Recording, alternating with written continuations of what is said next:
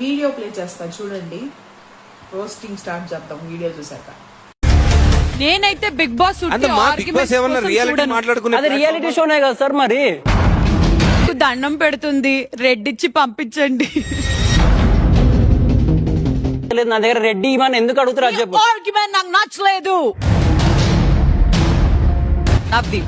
From my side it's red bro. చాలా try చేశాను నేను కూడా, నాకేం అర్థం కాల నీ పాయింట్. I'm happy. ఇప్పుడు వచ్చిన కంటెస్టెంట్, మీరు చూసిన కంటెస్టెంట్ పేరు అక్షయ్. ఇన్స్టాగ్రామ్ లో మంచి రోస్టింగ్ వీడియోస్ చేస్తూ ఉంటాడు.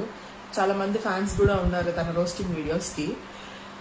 ఈ జడ్జెస్ శ్రీముఖి వీళ్ళ ముగ్గురు ఎవరినన్నా ఒకరిని తీసుకొని వాళ్ళని రోస్ట్ చేయనంటే పాపం తను బాగా సీరియస్ గా తీసుకొని మొత్తం బిగ్ బాస్ ఫార్మాట్ నే రోస్ట్ చేసి అవతలేసి వదిలేశాడు అనమాట.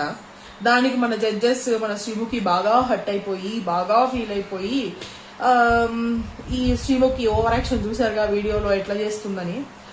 నేను ఒకటే చెప్తున్నాను, వాళ్ళు ఏదో చేద్దామని స్టేజ్ మీదకి వచ్చిన తర్వాత మీరేమీ చేయనీయకుండా వాళ్ళు ఏదో చేస్తున్నప్పుడు మీరు మధ్యలో దూరేసి మీరేం చేయలేదు అని వాళ్ళ దగ్గర ఏమీ చేయలేదు అన్నట్లు మీరు ఇది చేసి వాళ్ళ కాన్ఫిడెన్స్ లో చేసేసి వాళ్ళు ఏమీ చేయలేక జీరోగా వాళ్ళు వెళ్ళిపోయేలాగా చేసేసి మీకు అవసరమైన వాళ్ళని మాత్రమే మీరు అదే బిగ్ బాస్ అగ్ని పరీక్షకు తీసుకోవాలి అని అనుకుంటే యూ టేక్ దెమ్ ఓన్లీ. ఎందుకు వీళ్ళందరినీ మధ్యలో వేసుకొని అంతా వాళ్ళని బఫూన్స్ చేస్తారు? It's not correct.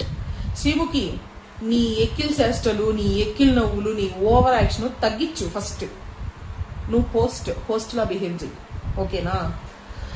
I'm so happy అది ఇది అని అరుస్తున్నావు. నువ్వు హోస్ట్ అమ్మా, తెలుసుకో. ఎక్కిల్గా నవ్వకు, ఎక్కిల్ చేష్టలు చేయకు.